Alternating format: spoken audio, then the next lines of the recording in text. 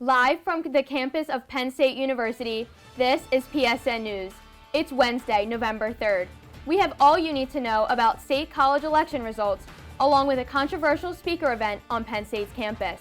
We also have details on Vice President Harris's efforts towards climate action, along with your weekly COVID-19 update.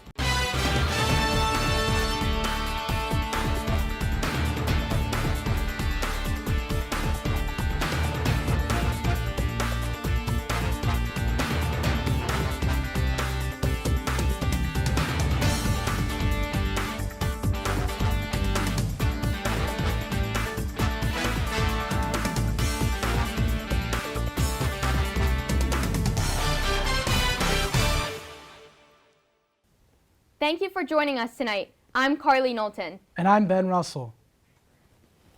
With the election results wrapping up last night, Ezra Naines was named the new mayor of State College after receiving 95% of the vote in the general election.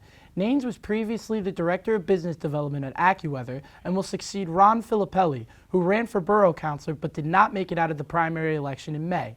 Naines also ran unopposed as he defeated fellow Democrat Jim Leus by nearly a two-thirds margin in the primary election. While Naines can't vote among the borough councilor for state college laws, he has the right to approve or veto any ordinance and can preside over council meetings. Naines, along with 3 new council members, will begin their positions this January. Penn State has placed the fraternity Chi Phi on a temporary suspension while it investigates multiple allegations of serious misconduct, according to a university suspension. The university's Office of Student Council received information suggesting that the fraternity engaged in hazing and forced alcohol consumption. Penn State said information on the case is forthcoming. The fraternity has already been notified of their suspension. While suspended, Chi Phi will lose all privileges of recognized student organizations, such as membership recruitment, new member activities, social events, and university-wide functions. The nation has been dealing with a public health crisis for the past 2 years. COVID-19 still plays a major part in day-to-day life, with vaccinations, positive cases, and possible exposures impacting events around the country. PSN News brings you the latest COVID-19 stats from both Centre County and the nation. Here is your weekly update.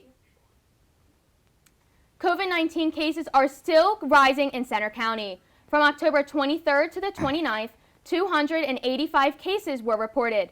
2 additional deaths were reported in the county to bring the total to 244. 9 COVID-19 deaths have been reported for the month of October, which is the highest monthly total in Centre County since last February. As of October 29th, Centre County reported 20,613 cases. The CDC said that in Centre County, 65.6% of the total population received at least 1 vaccine dose, with 54.9% of the population fully vaccinated. The number of total COVID cases in the United States has steadily risen over the last few days, with the 7-day moving average cases going up to 74,898 as of November 1st. This bump comes after a steady decline over the last several months, and the rise can likely be attributed with the large amount of Halloween parties recently.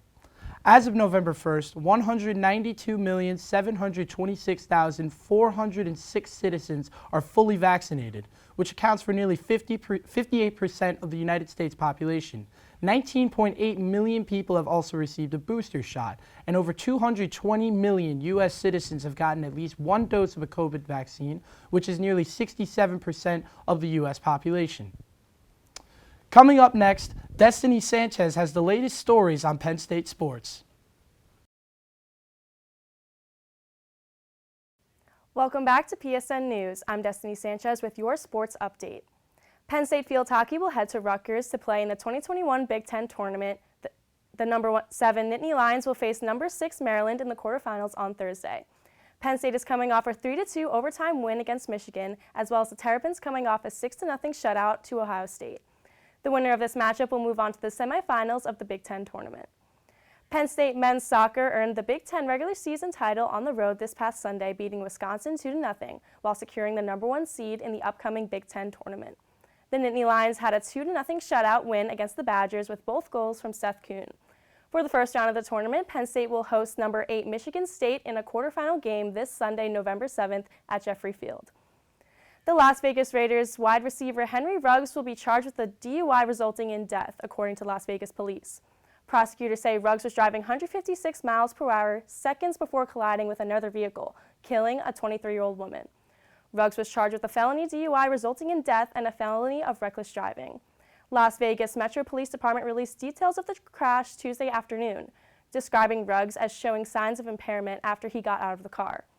Ruggs' blood alcohol content was more than double of the legal limit.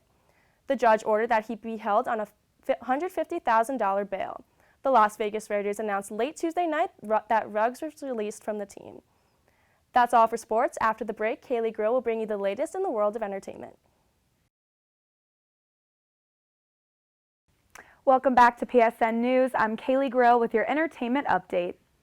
The University Park Allocation Committee used nearly $18,000 in student fees to bring in Milo Yiannopoulos, a controversial political commentator. The event tagline, "Pray the Gay Away," took place on campus today, Wednesday, November 3rd. The student organization Uncensored America organized the event. The group says it works to give people on both sides the chance to speak and hear others. Sean Samank and Luca Maraldi presented Milo's speaking to UPAC on September 21st to bring a new perspective to campus. UPAC unanimously voted to distribute the student fee funding as an honorarium. The event received massive backlash from the Penn State community, with nearly 12,000 signups on change.org urging PSU to cancel the event. UPAC issued a statement last week and said it remains neutral on the event and doesn't explicitly share Milo's views. Penn State also released a statement condemning the event. Still, it reiterated it won't prevent a student organization from bringing him to campus due to the U.S. Constitution First Amendment, which protects various expressive rights. Penn State Center for Sexual and Gender Diversity will host a Love is Louder event in opposition to Milo's appearance. It will take place tonight from 6 to 10 p.m. in the Hub Heritage Hall. The Center Film Festival is in full swing this week, November 1st through 7th, for the third year. The event returns bigger than ever, with more than 80 films and special events taking place at 3 theaters and online. Some celebrity appearances will also be taking place.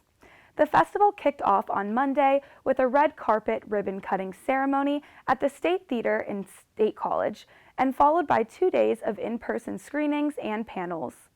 It then moves to Mishler Theater in Altoona for one night, and then to Roland Theater in Phillipsburg for the weekend, which will include films and visiting filmmakers. Pearl Gluck, the festival co-founder and associate professor of film at PSU, stated, quote, "We have films that educate, films that entertain, and films that do both. It's exciting to think about all that we have on the schedule," end quote. Virtual screenings and filmmaker panels are also offered at watch.eventive.org/centerfilm2021 /. For tickets and the full schedule, visit centerfilm.org/2021films-schedule. Chase Stokes and Madeline Klein's real-life relationship is no longer. According to multiple reports, the Outer Banks co-stars have split after 1 year of dating. The two were also a couple on the hit Netflix series, playing John B. and Sarah Cameron. The duo made their romance public in June of 2021 with Instagram photos of their beach date. The caption read, "Cat's out of the bag."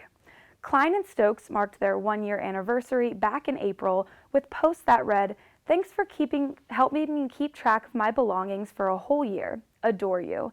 And 365 days with you." People reported the breakup actually happened months ago, but was just recently confirmed. Last month, Klein was spotted dancing with Ross Butler during Milan Fashion Week, sparking rumors of the split. Butler told TMZ the two were just friends. Neither of the stars have commented on the breakup at this time. That's all for your entertainment update.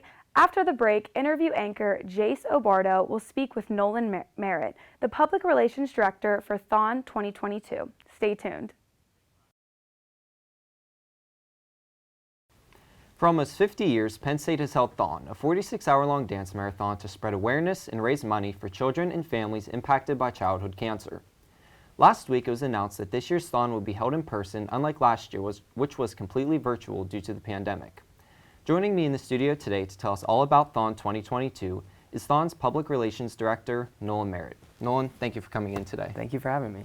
So, there are so many factors that go into making Thon possible, and the executive board has had to work around a pandemic to make sure that all the proper safety precautions are met. How is this year's Thon going to be different than years in the past in regards to masking, the vaccination status, and the four Diamond families being able to come and go to Thon in person? Yeah, definitely. First of all, we follow completely what Penn State does as it comes to masking. So as of right now, anybody on campus in any campus facility has to wear masks. And we'll not stray from that. Since we are on campus in the Bryce Jordan Center, we will be following masking procedures, and that's just going along with what Penn State has set forth for us. As far as vaccinations, as of right now, we are requiring vaccinations for anyone wishing to go on the event floor or the mezzanine levels of the BJC. Anybody that wishes to come and enjoy from the stands will not be required to be vaccinated. The purpose of having vaccinations for the people in those areas is because that's mainly where our Four Diamonds families will be hanging out. A lot of them spend their entire day on the floor, and Thon's entire purpose is to support our families to make sure that they are as healthy as possible. So that's just one precaution we're taking. We're just making sure that, we're following what health experts at Penn State Health Children's Hospital have told us about vaccinations. We trust in their expertise, and we are requiring those for people that wish to be spending the majority of their time with our families. Overall, we're just so incredibly excited and grateful to be able to have Thon in person. But with that does come a lot of precautions. So masking and vaccinations will be happening, but besides that, we're looking forward to a completely normal event. Yeah, well, you gotta do what you gotta do. Yeah, definitely. So the Thon 5K took place in the beginning of October, and it was a huge success. But the countdown to Thon really begins next week at the 100 Days Till Thon event. Yeah. Can you tell me a little bit about this event and what students can expect from it? Yeah, so 100 Days Till Thon is amazing. It's one of my favorite events throughout the year. This year we have family speakers. We have our dance competition that we have every year. We have different musical performers. I heard there's going to be some sort of silent disco happening. So I did it's hear about that completely, it's normally in the hub. It is in the hub again. The majority of it happens at the bottom of the High School Musical steps. And then we have the human photo outside. So we spell out a word on hub. Yeah, this year it's on hub lawn. We spell it out with people, and then everyone disperses, and we get a great video from it. But this year's event is going to be amazing, just like every other. 100 days is very short amount of time until Thon weekend, Yeah. So we're really looking forward to it. Can you tell us what that word is, or not yet? I don't even know it yet. I'm going to be completely so honest, it's a it's surprise top for secret. everyone. Yeah. All right. So Thon is the largest student-run philanthropy in the world, and it's such an important event to not only Penn State students here on campus, but to everyone in the Penn State community. Why do you think Thon has had such a broad outreach and is so cherished by so many? Yeah, that's a great question. I've heard from so many of our Four Diamonds families as soon as I meet them that they've seen nothing like the passion that Penn State students have for this cause. Even, community members parents who went to another university and their students go here, and they always say, it's incredible how much time college students are willing to give to help these families. And I think that's what makes it so much special, is that anybody involved understands that this cause is greater than all of us, that we're fighting for something that has the potential to fund research that can completely change childhood cancer as we know it. And that's what this is all about. We are helping, since Thon's beginning, we've helped over 4,000 families fight childhood cancer, and that's it's incredible. And I think Thon's mission and everything that we do has really touched people over the years, and no one's going to forget that.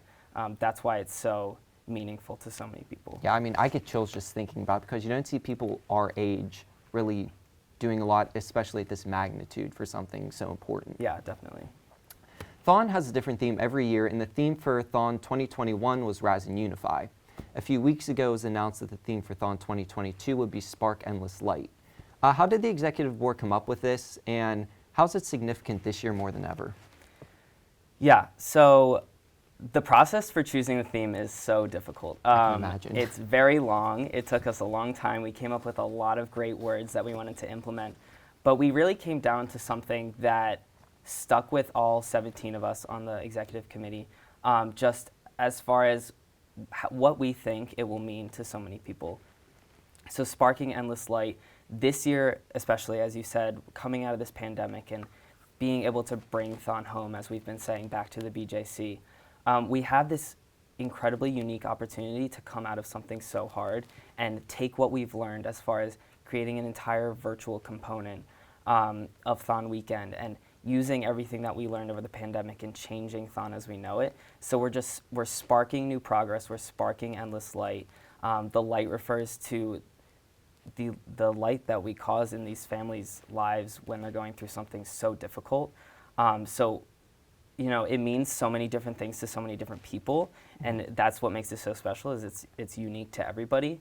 But at least to us, what we hope for people to take from it is that this year is going to be great. It's going to be different. It's going to be really unique. But we're sparking light, and we're hoping to do that endlessly. Yeah, I think everyone's excited, especially with now, like, everything's just so divisive. You're either on this side or this side, but Thon's really something that everyone can just, you know, come around and get along. Yeah, that's what we hope. And you know, this year is gonna, like I keep saying, it's gonna be different, different requirements, different types of, you know, things going into the weekend. But all the events leading up to it, we already had 5K. We're having 100 days. We're just thrilled that we're able to come back in person to bring our families back. It's going to be amazing. Sounds like it. Thank you so much for coming in today. Thank you. To learn more about Thon, how to get involved, or how to donate, visit thon.org. Also be sure to stop by the Hub on November 10th to check out the 100 Days Till Thon festivities. Back to you guys. Vice President Kamala Harris visited Queens on Monday to pitch heavy-duty electric trucks, climate-friendly home heating, and other domestic steps to combat global warming. As the UN Climate Summit began to take place in Scotland, President Joe Biden arrived in Glasgow, and shortly thereafter, Harris joined Energy Secretary Jennifer Granholm at John F. Kennedy International Airport to announce $127 million in new federal funding for medium and heavy-duty trucks that produce zero carbon dioxide. They also intend to announce a new partnership with the Energy Department that will forge with HVAC makers to try and speed up the development of electric heat pumps that can operate in colder climates. As homes and businesses make up one of the largest sources of U.S. greenhouse gas emissions, shifting from gas-fired systems to heat pumps that can run on renewable power is seen as the main key to meeting long-term U.S. climate goals. A majority of the Supreme Court appeared to be skeptical Monday of Texas's 6-week abortion ban when justices questioned whether states could use similar laws to resist gun ownership or the freedom of religion. The Texas law bans abortions once cardiac activity is detected in the embryo. Texas's laws empowers private citizens to enforce the ban on abortion after 6 weeks of pregnancy, but hours after the argument, it still was not clear which side would prevail. The court seemed skeptical of a lawsuit filed by the Biden administration and questioned whether the United States has been harmed by the Texas law. U.S. Solicitor General Elizabeth Prelogar said, quote, "In the history of the United States, no state has done what Texas has done here," end quote. And that's all for tonight on PSN News. Be sure to check us out on Twitter and Facebook at PSN News, on Instagram at Penn State Network News, and to subscribe to our YouTube channel at youtube.com/PSN News.